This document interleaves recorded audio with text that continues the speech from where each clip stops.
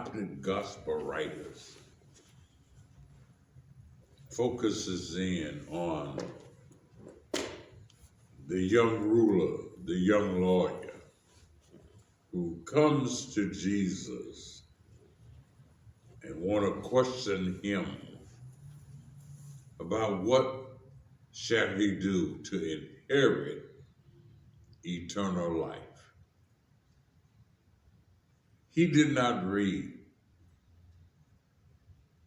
all of the scriptures, and the scriptures that were available then were all Old Testament scriptures. But he did not understand, even the fact that he's a lawyer, he didn't understand eternal life is a gift. It is not something to be inherited. But here it is. All of the scriptures focus on him running, getting in a hurry to get to Jesus. And I don't know why there are so many people in our churches, in our city, in our state, don't realize they need to be in a hurry to get to Jesus. But he got in a hurry. And as he's in a hurry to get to Jesus, all of them, Matthew, Mark, and Luke, says that he knelt, which is an indication that he humbled himself. You must humble yourself. If we go back to 2 Chronicles 7:14, one of the requirements is to get God to heal the land, you gotta humble yourself and pray. How many folk are we exposed to now that have no prayer life? They will not humble themselves enough to pray. And so it is incumbent upon me to say to you, whether you are a local congregation or you the congregation extended, that we must humble ourselves and pray. Humble ourselves and pray. And turn from our wicked ways and seek God's face. Seek his face. Well, when you look at this young man, he's trying to really trip Jesus up. He's trying to have it his way. And Burger King was not invented then. You can't have it your way. So he says to Jesus, what good thing shall I do to inherit eternal life? Forget about inheriting it. Accept the gift. Accept the gift. What do you do with a gift? You either accept it or reject it. And far too many people are rejecting the gift that was given to us, even though we just come out of a season of gift giving. Well, Jesus says to him, obey the commandments. And he's a smart aleck, like many of us. He says, which? Now, if you would read the writ, Jesus focused on 5 of the 10 commandments. And ladies and gentlemen, the 10 commandments are not going to disappear. if you would read the book of Revelation, it ends telling us, they that do the commandments of God. You got to do the commandments of God. And Jesus focuses on 5 of the 10. He focused on adultery. Adultery is a biggie with Jesus. And I don't know why many of our congregants, many of our family members, many of our people think that adultery is not a big thing. And so we want to focus on adultery, try to make it like fornication. It might be like it, but it isn't the same thing. And you must remember that Jesus also referred to his generation as being an evil and adulterous generation. You're either evil and adulterous. Now we seem to just get caught up in adultery. We like watching it on television. We like seeing it on the movie screen.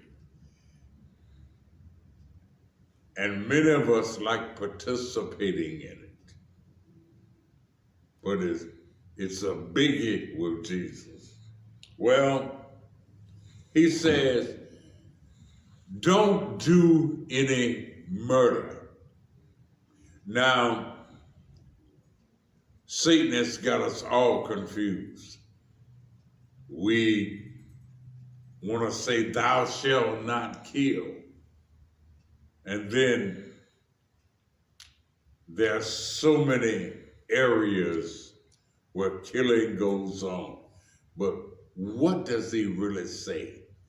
Thou shalt do no murder. I have often explained the fact that if I was standing on the corner and I saw someone about to harm some children, and I happened to take him out, sometimes I want to take him out. When you start messing with my children now, I want to take you out. But that's justifiable homicide. But now, murder is when you have a malicious intent in your heart to end somebody's life. Thou shalt do no murder. Thou shalt not steal. Thou shalt not bear false witness. And a real biggie with God, a real biggie with Jesus. Honor your father and mother. This young man says, well, I've done all of this from my youth up. And I would declare to you, he's a better man than me. I cannot say I have obeyed, I have observed, I have kept all of these from my youth up. I'm like David. I have to ask God to not hold the sins of my youth against me. And of course, I grew up in an evil and adulterous generation, and I learned how to do some things that God is not pleased with by watching folk who are older than I. Well, if you want eternal life, if you really want it, if you really want it.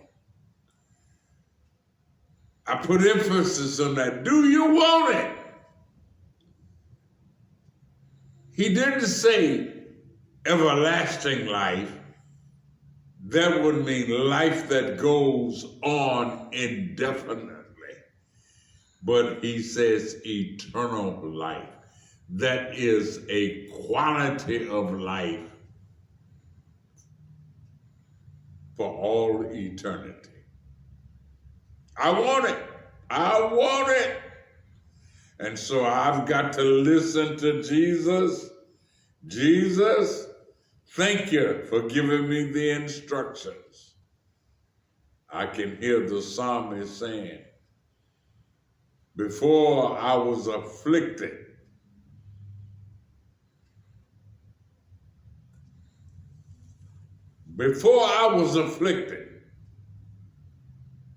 I disobeyed. But after I have been afflicted, I keep your word.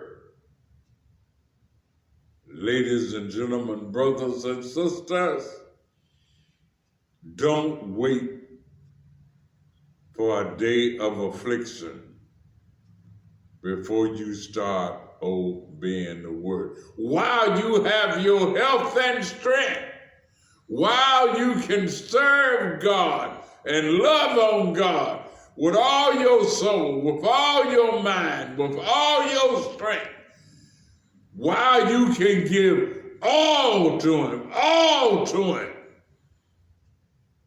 you really want to get the job done. And so as we go into 2021, if anyone wants to make a resolution that will have weight to it, make the resolution to obey God. I have spent days reading many of the major prophets. And one prophet in particular, he focuses on people perishing either by the sword, the famine, or pestilence. Pestilence is among us right now, with 500,000 folk have already perished because of the pandemic. It's nothing less than pestilence. And if we want God to remove the pestilence, we got to get in a hurry and humble ourselves. Humble ourselves. You aren't humble enough. You are not humble enough. You are not humble enough. But if you humble yourself and pray, seek His face, and then turn from your wicked ways, God says, I heal your lands. Do you want your land healed today? Then take the prescription. Take the prescription. Humble yourself. Pray. Turn from your wicked ways. Seek His face. God bless you now. God keep you. My prayer is that the blessings of God will be with you throughout the year. God bless you.